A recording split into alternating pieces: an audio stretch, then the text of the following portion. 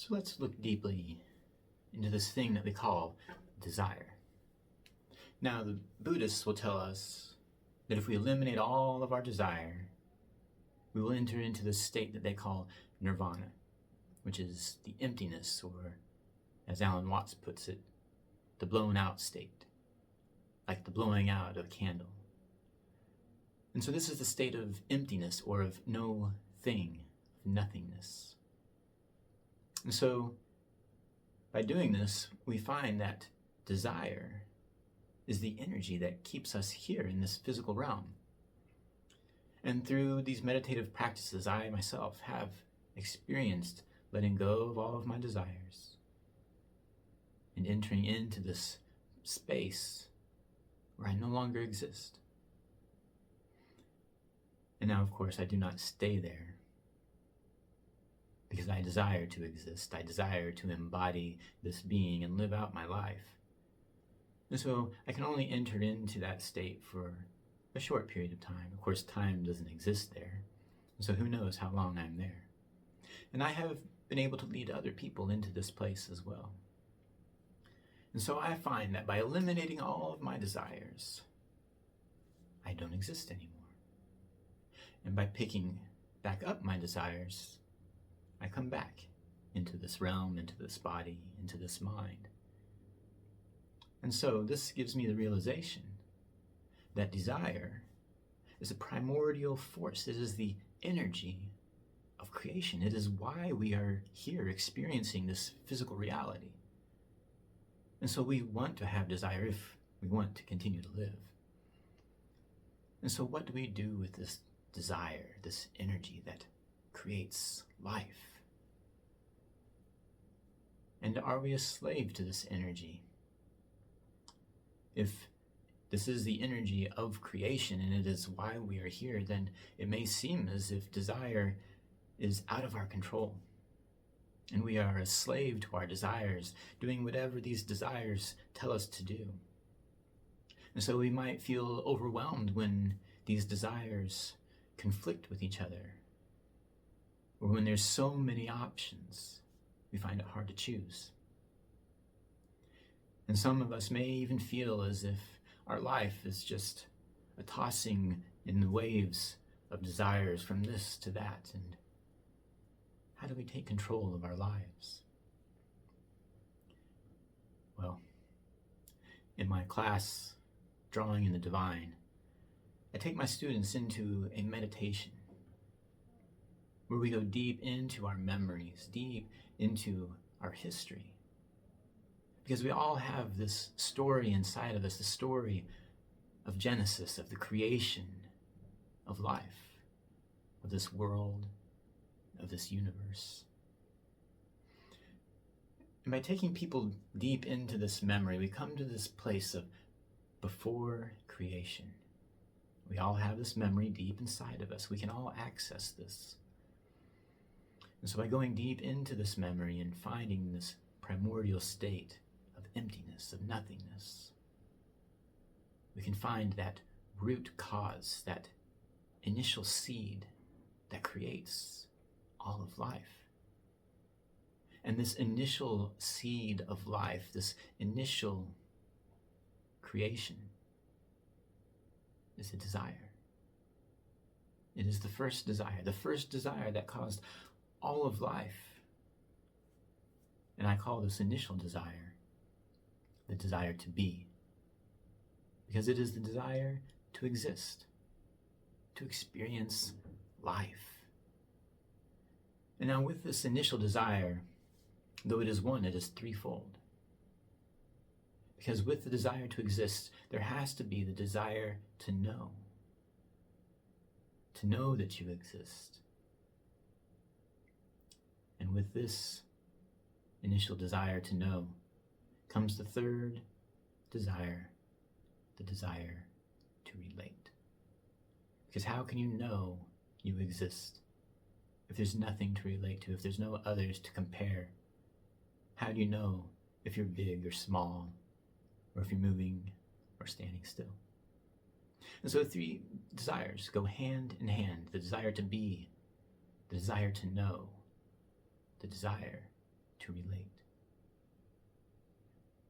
And so all of our desires stem from these initial three desires. And so these initial desires, they grow, they multiply, they expand, they duplicate themselves over and over and over again. And we see this in our life. As we live our lives, we have so many options of things we can be, things we can know, and others that we can relate with. And sometimes these desires can become overwhelming because there's so many options, because there's so many things we want to be, so many things we want to do. There's so many things that we want to know and learn, and there's so many people that we want to relate to and understand. And so it can feel as if our desires are overwhelming us, are controlling us, and we can become a slave to our desires. And when we become a slave to our desires, when they become overwhelming, we find that these desires have a shadow. And with the initial desire, the desire to exist, the desire to be, there is the shadow of the desire to die. Life and death go hand in hand. With the desire to know, there is also the necessity of forgetting, of not knowing. And with the desire to relate, there also comes with it the desire to be separate. And so we can see how complicated this can get. And these desires grow and expand and multiply. And there's so many ways to be. There's so many things to know, so many people to relate to. And by becoming overwhelmed with these desires, we might find the shadow desires coming into our life, where if we desire too much and we cannot handle all of that desire, we may desire to die. We may desire to forget. We may desire to be alone.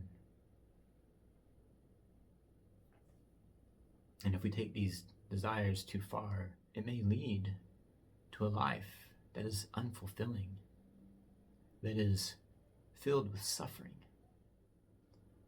What I have found for me is that there is a way to organize our desires into these three categories, because all of our desires will fit into one of these three categories.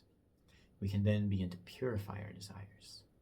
We can categorize all of our desires into these three areas of being, of knowing, and of relating.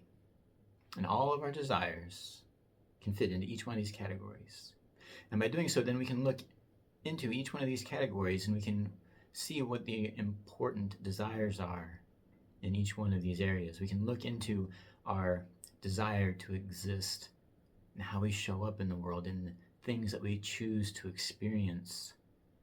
We can find all of the distractions, and we can pull out those weeds of things that do not lead to your ultimate desire. And so we start with an intention. Each desire has an intention, a main focus. And so in the desires to be, to exist, choose one main focus for your life. And notice now, when you have one main desire, you will notice all the other desires, some of them will feed into that desire. And some of them are distractions that do not lead you closer to your desire at all. And then we can go through and we can pull out those weeds of distraction. And in the garden of knowing, if we have one intention, one main intention, and we can see that that one main desire has other small desires that can feed into it. And all the other desires are extraneous, and we can pull out those weeds that are not feeding into our main desire to know. And we can look into our garden of relationships. We can look into our desires for relationships. And we can focus on one main relationship. And we can see all of the desires for relationships that feed into that desire, feed into that main intention.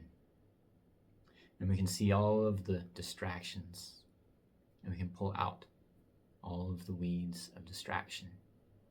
And now, once we have purified our mind of these extraneous desires, the desires that do not lead to our ultimate goals, and we find that we have now 3 main goals.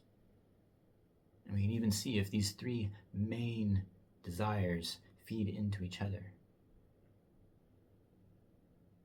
And now we are unified in our mind. And our desires feed into each other, propelling us towards this main goal of our life. And so this may take some time. This may take some doing. It may be difficult. There may be decisions that you have to make, because our choices have consequences. And if we choose this desire over that, then we have to learn how to mourn those desires, to let them go, to let them die, because they are not feeding you. They are distracting you. They are pulling you away from your main focus. And when we have a main focus, we'll find that the desires that feed into that main focus will help you to achieve the goal. And then we have our mind organized. We have our desires organized. Now it's just a matter of maintenance and of going into the mind and recognizing these desires and visualizing them and intentionally growing and creating our life to be the life that we truly are here to live, the life that we truly want to have, the life that we are meant to have. And so now, with all of our desires, this energy for creation, this energy that manifests, all directed into this life of fulfillment, into this life of joy, into this life of freedom, into this life of bliss. And then we'll find those distractions just fall away, and it will be easy to let go of playing those silly games. We can let go of trivial knowledge. We can let go of relationships that aren't serving us. And we can focus. We can focus our energy. And then we become a powerhouse for manifesting. And so we start with our intention. What is our intention for this life? We must find a focus. What is your deepest heart's desire to experience in this life? What is it you truly wish to create with your life? Find a single purpose and focus on that, and you will find that all of your desires begin to fit in line with that main desire.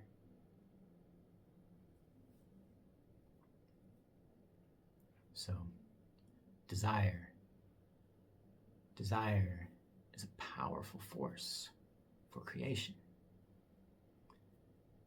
And we see it played out in the physical realm. The physical realm is the truth teller. It's going to show us what our intention is. And if we are manifesting into this physical realm confusion, frustration, overwhelm, then we know that there is work to do in our mind. And we can go into our minds and we can organize and we can see, where are these distractions? Where are these extra desires that are leading me away from my one true focus? And so the physical realm is where the proof of our mental and spiritual awareness is focused. And when we are in line with our true purpose, it will be easy for us to know, to see, when one of those distractions pops up in your life. When you find, oh, this looks interesting, I'd like to do this, but no, that doesn't align with who I truly am. When there is trivial knowledge that pops up and you want to go deeper into that, you see, oh no, this is a waste of my time and energy. And when that someone extra pops into your life, and you think, oh, this might be a direction I would like to go, you can see that no, that is leading me away from my true purpose. And we can ride the waves of our desires into the direction of our focus. And so by purifying our desires, we focus this energy of creation into our true purpose. Then we begin to manifest our most ideal life.